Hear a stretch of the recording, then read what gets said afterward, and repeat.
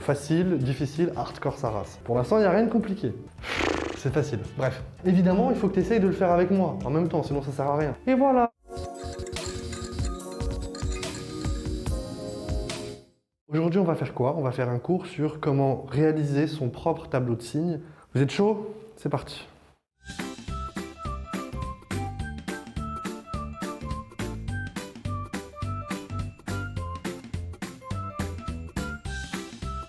Donc pour le premier exercice qu'on va faire ensemble, l'exercice s'affiche en haut. Il faut donner le tableau de signes de la fonction f de x égale 2x moins 3 facteur de 5x plus 8. C'est assez facile, la fonction est définie sur R, à vous de trouver. Ok, donc ça c'est la fonction. La première étape, ça va être quoi? Ça va être de regarder cette fonction et de se dire quelles sont les valeurs qui annulent cette fonction. En gros, pour quel x j'ai f de x égale 0. Comme c'est un produit de facteurs, soit ça, c'est égal à 0, le premier terme, donc 2x moins 3 égale à 0, ou 5x plus 8 égale à 0. D'accord? Dans le cas où on fait le premier, si on a ça, ça veut dire que 2x moins 3 égale 0, donc 2x égale 3, donc x égale 3 demi. Ça veut dire que la valeur 3 demi annule la fonction f. Et on va faire la même chose pour celui-là. 5x plus 8 égale 0, 5x égale moins 8, je l'ai fait passer de l'autre côté, donc je change le signe, donc ça fait moins 8 cinquième. Donc là j'ai déjà trouvé les deux valeurs qui annulent, c'est super. Ah oui, j'ai mis en vert parce que c'est facile, c'est du niveau facile. Donc évidemment vous savez qu'un tableau de signes, c'est tout le temps pareil. La première ligne c'est pour les x, la deuxième ligne c'est pour le premier terme, donc c'était 2x moins 3. Troisième ligne c'est 5x plus 8, c'est le deuxième terme. Et enfin, la dernière ligne, c'est le f. C'est en gros le produit de ces deux facteurs-là. Ensuite, ça va de moins l'infini à plus l'infini, parce qu'on a dit que c'était défini sur R, évidemment. Et là, qu'est-ce qu'on fait? Juste, on va remplir les valeurs qu'on a trouvées, les valeurs qui annulent. Donc 3 demi et moins 8 cinquièmes. On va les mettre où? Et bien sur la ligne de x, puisque c'est x qui va prendre ces valeurs-là. Donc le plus petit, c'est moins 8 cinquièmes. Donc je commence par moins 8 cinquièmes, je le mets là. Et ensuite, 3 demi. Je sais que quand x prend la valeur 3 demi, 2x moins 3 est égal à 0. Donc je vais mettre un 0 là, ça va descendre jusqu'à là. Et voilà. Pourquoi est-ce que je le mets aussi sur f de x? Parce que f de x, je le rappelle pour ceux qui vont voilà, f de x c'est 2x moins 3 facteur de 5x plus 8. Donc quand x égale à 3,5, ça fait 0. Et 0 fois ça fait 0 aussi. Donc ça annule, évidemment. On n'oublie pas. Et là pareil, donc quand x égale moins 8 cinquièmes, 5x plus 8 égale à 0, et du coup f de x égale à 0 aussi. Donc je mets un trait et un 0. Voilà. Déjà là j'ai fait la première étape. Donc la première étape c'est quoi? C'est trouver les valeurs qui annulent la fonction f et les mettre dans le tableau de signes qui est pour l'instant pas fini mais qui est complété petit à petit. La deuxième étape maintenant ça va être de voir les signes du premier terme et du deuxième terme en fonction des valeurs, en fonction si c'est plus petit ou plus grand, des valeurs qui annulent. Donc on va tester. Quand là devant le signe de x c'est positif, devant le signe de x aussi c'est positif. Donc c'est assez facile. Pourquoi? Parce que ça veut dire que ça c'est une fonction affine croissante et c'est une fonction affine croissante aussi. Donc en gros là ça va être moins, moins, plus. Parce que quand par exemple prenez x égale, prenez une valeur qui est plus petite que 3,5. Prenez 1. Quand je fais 2 fois 1 ça fait 2, moins 3 ça fait moins 1. Donc c'est négatif. Là aussi c'est négatif, prends moins 10, moins 10 ça fait moins 20, moins 3, moins 23. Donc c'est négatif, négatif, positif. Pareil pour celui-là. Donc là ça va être négatif, positif, positif. Pourquoi? Parce que prends une valeur qui est plus petite que moins 8 cinquièmes, prends moins 2, c'est plus petit que moins 8 cinquièmes, moins 2 fois 5 ça fait moins 10 plus 8 ça fait moins 2. Donc c'est négatif. Par contre prends une valeur, prends 0, 0 fois 5, 0, plus 8, positif. Donc ça fait négatif, positif, positif. Pour l'instant il n'y a rien de compliqué. Mais il faut absolument, ça c'est une règle obligatoire, vous devez, quand vous faites un tableau de signes, prendre des chiffres simples comme exemple pour vérifier que vous n'êtes pas trompé. Ça vous prend 4 secondes et ça vous permet de vérifier si votre tableau il est juste ou non. D'accord? Si vous passez 5 minutes ou même 10 minutes à faire un tableau de signes et qu'il est faux, vous aurez le seum vraiment beaucoup parce que vous aurez perdu du temps en contrôle et en plus de ça, vous aurez perdu des points faciles. Ok, donc la deuxième étape elle est faite. Maintenant on va faire la troisième étape qui est, on va juste multiplier moins fois moins ça fait plus fois moins ça fait moins, plus fois plus ça fait plus. Et voilà, on a terminé, il n'y a rien d'autre à faire. Donc ça nous fait quoi? Ça nous fait que f de x, il est positif entre moins l'infini et 8 cinquièmes, et moins 8 cinquièmes. Il est négatif entre moins 8 cinquièmes et 3 demi, et il est positif entre 3 demi plus l'infini. Et voilà, on a terminé, c'est tout. C'est ça le tableau de signes. Ok? On en fait un deuxième un peu plus compliqué, et je change la couleur parce que c'est plus compliqué. D'accord? C'est parti.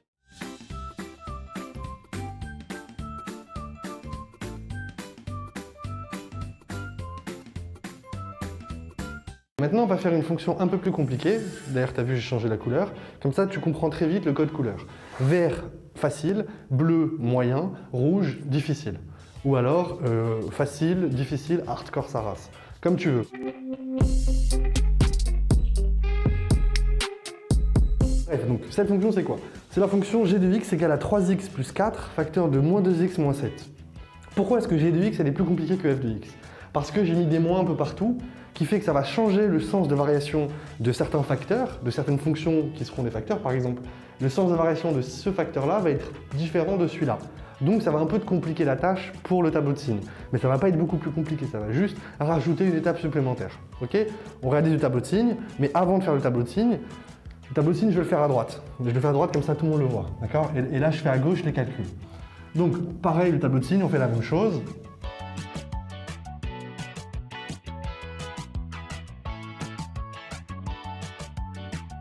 On a notre tableau de signes qui est vide, pour l'instant il n'y a rien, on n'a pas mis les valeurs qui annulent, on n'a pas mis les signes, on n'a rien fait. Mais au moment où on l'a construit, on a mis les x, les facteurs et ensuite le g de x. Ok, première étape ça va être quoi? Les valeurs qui annulent la fonction, ça va être la même chose si on va dire, on va étudier ça, les valeurs qui annulent 3x plus 4 et la valeur qui annule moins 2x moins 7. Bon, on fait la première, hein, donc 3x plus 4 égale 0, ça veut dire quoi? Normalement, en seconde, tu es capable de faire ça de tête. Parce que tu sais que si 3x plus 4 égale 0, ça veut dire que 3x égale à moins 4. Ça veut dire que 3x égale moins 4. Et du coup, ça veut dire que x égale moins 4 tiers. Pardon. Et ça, en vrai, tu peux le faire de tête, c'est pas compliqué. Et si tu le fais tête, ça, tu gagnes beaucoup de temps, en plus de consolider un petit peu ta capacité à calculer. C'est facile, tu te dis, bah, ça fait passer de l'autre côté, donc ça va faire 3x égale moins 4. Du coup, x égale moins 4 tiers. Tu peux le faire de tête, c'est beaucoup mieux, ou alors tu peux perdre 20 secondes et écrire les deux lignes, comme tu veux. Si tu sens que tu es capable, franchement, fais-le. D'accord? Sachant que tu verras, en exercice, c'est facile. Bref, maintenant on passe au deuxième. Moins 2x moins 7 égale 0. Donc ça veut dire quoi? Ça veut dire que moins 2x égale 7, donc x égale moins 7 demi. Pareil, je ne me trompe pas, je sais qu'il y a un moins là, donc quand je divise, je ne vais pas diviser juste par 2, je vais diviser par moins 2, il ne faut pas se tromper. Ok, donc maintenant qu'est-ce que j'ai trouvé? J'ai trouvé mes deux valeurs qui annulent. Je vois c'est laquelle la plus petite, c'est moins 7 demi, évidemment. Donc je mets moins 7 demi là, et je mets moins 4 tiers là. Ok? Maintenant, je regarde c'est pour laquelle. Moins 4 tiers c'est pour celle-là. Donc je vais mettre le trait là, je mets 0, ça veut dire que quand x va passer par la valeur moins 4 tiers, 3x plus 4 sera égal à 0, et donc aussi g de x sera égal à 0. Parce que je le rappelle, pour ceux qui n'ont pas compris, c'est un produit de facteurs. Donc si je fais, je sais pas moi, a fois b et que c'est égal à 0, ça veut dire que soit a égale à 0, soit b égale à 0. Ok, maintenant je fais pareil pour celui-là. Là, ça va annuler pour moins 2x moins 7 et pour g de x. Très bien. La première étape est validée. J'ai trouvé mes deux valeurs qui annulent et je les ai remplies sur le tableau de signes. Deuxième étape, ça va être mettre les signes dans chacune des cases. Donc remplir les signes, comment est-ce qu'on va faire? Pareil, on va voir si si cette fonction-là et cette fonction-là, elles sont croissantes ou décroissantes dans l'intervalle. 3x plus 4, c'est positif devant le x, donc la fonction elle est croissante. C'est une fonction affine, monotone, ultra simple. Donc ça va forcément être négatif, négatif, positif.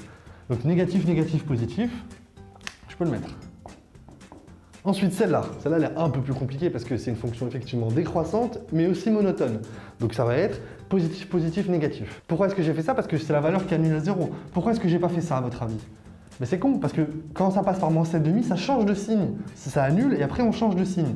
Donc c'est positif, négatif, négatif. Moins fois plus, ça donne moins fois moins, ça donne plus fois moins, ça donne moins. Et voilà, donc ça veut dire quoi? Ça veut dire que la fonction g de x, elle est négative sur l'intervalle moins l'infini, moins 7 demi, positive sur l'intervalle moins 7 demi, moins 4 tiers, et négative sur l'intervalle moins 4 tiers plus l'infini. Troisième étape, répondre à la question posée. Ils vont me dire par exemple, est-ce que g de x est positif ou négatif sur l'intervalle moins 7 demi, moins 4 tiers? Et bien il faut dire la fonction, juste tu lis ton tableau de signes en fait. Tu lis ça, et tu dis, bah attends, sur l'intervalle moins 7 demi, moins 4 tiers, la fonction elle est positive. Ça c'est une fonction un peu plus compliquée, mais ça va. Maintenant on va faire une fonction encore plus difficile tout de suite.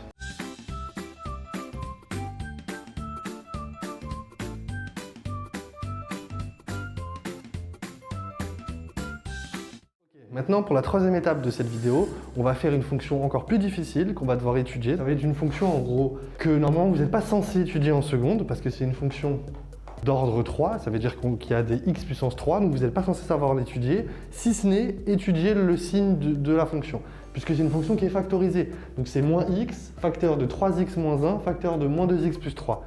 Donc ça, vous avez des outils pour étudier le signe de la fonction dans R. Donc c'est ce qu'on va faire, mais il y a plein de pièges là, donc il ne faut pas se tromper. Et encore une fois, là, si vous n'allez pas méthodiquement, vous êtes foutu. C'est parti, pareil, tu m'en accéléré parce qu'on s'en fout, c'est pas intéressant.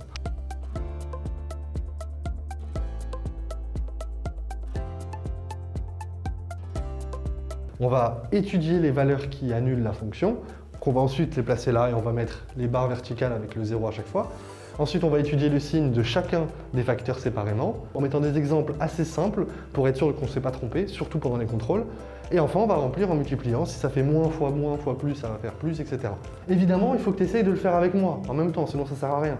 Là, je vais le faire en accéléré, mais tu le fais à côté, tu vois si tu as raison ou pas. Là, ce qu'on fait en ce moment, c'est une séance d'exercices corrigés. Donc je te donne des exercices de plus en plus difficiles, je te demande de le faire, tu mets pause, tu le fais, en tout cas tu fais ton maximum, et après tu remets play, et moi je te donne la réponse ou pas. Et si tu as des questions ou des remarques, tu peux les mettre en commentaire et j'y répondrai. Donc première étape, les valeurs qui annulent. Pour ça c'est pas compliqué, ça va être 0. 0 je le mets là. Deuxième valeur, ça va être pour 3x moins 1. 3x moins 1 égale 0, ça va nous donner x égale... Je le fais passer de l'autre côté, donc ça va faire 1, 3x égale 1, donc ça fait x égale 1 sur 3. Moins 2x plus 3 égale 0, donc ça me fait moins 2x égale moins 3. Là, il y a moins et moins, donc je peux les enlever. Donc si 2x égale à 3, x égale à 3 demi.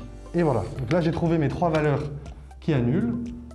0, parce que là il y a moins x, et 1 tiers et 3 demi.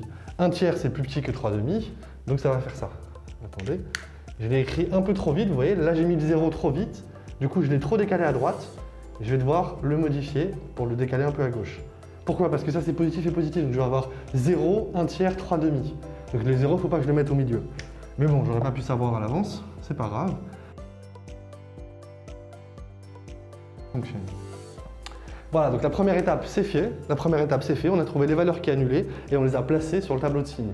Deuxième étape, on va faire quoi? On va remplir les cases avec à chaque fois les signes. C'est parti, donc moins x, c'est pas très compliqué, mais on peut se tromper, faites attention. Quand x, prenez x égale, je sais pas, par exemple à moins 4. Prenez un exemple. Toujours, tu prends un exemple. Toujours. Plus, ça fait moins. Moins, plus, ça fait plus. Moins, plus, ça fait moins. Et moins, ça fait plus. Donc ça veut dire que la fonction h de x, elle est négative sur l'intervalle moins l'infini 0, positif sur l'intervalle 0, 1 tiers, négatif sur l'intervalle 1 tiers, 3 demi, et positif sur l'intervalle 3 demi plus infini. Voilà, ça c'est impossible à deviner. Je peux pas dire de tête, si je peux, mais ce serait difficile de dire de tête, ça fait ça. Par contre, avec un tableau de signes, c'est archi propre. Et maintenant, ce qu'on va vous demander très souvent en contrôle, on va vous dire, donnez les intervalles pour lesquels la fonction h de x est positive. Et une fois que vous avez fait votre tableau de signes, c'est hyper facile à lire. Vous dites juste, eh ben c'est positif là, et c'est positif là. Donc c'est positif entre l'intervalle 0, 1 tiers, et l'intervalle 3 demi plus l'infini. Ça s'écrit h de x supérieur ou égal à 0 pour tout x, ça veut dire pour tout x, enfin pour tout x appartenant, et là on va mettre quel intervalle? L'intervalle 0, 1 tiers et 3 demi plus l'infini. Pourquoi est-ce que j'ai mis intervalle fermé, intervalle fermé, intervalle fermé? À votre avis, pourquoi est-ce que j'ai mis ça? J'ai mis ça parce que on t'a dit supérieur ou égal à 0. Il est égal à 0 quand quoi? Quand x égale à 0, quand x égale à 1 tiers ou quand x égale à 3 demi. Donc je les ai inclus. Ben voilà, c'est bon, bravo. Normalement tu sais faire le tableau de signes d'une fonction facile, moyenne et difficile. Si tu veux d'autres exercices pour t'entraîner au contrôle, soit tu me demandes en commentaire, je le ferai avec plaisir, soit tu peux aller dans la description, j'ai mis quelques exercices en PDF, ou tu peux aller sur mon site web, superélève.com, j'ai mis quelques exos en plus. Prochaine vidéo, je vais faire sur le tableau de variation parce que c'est important pour les élèves.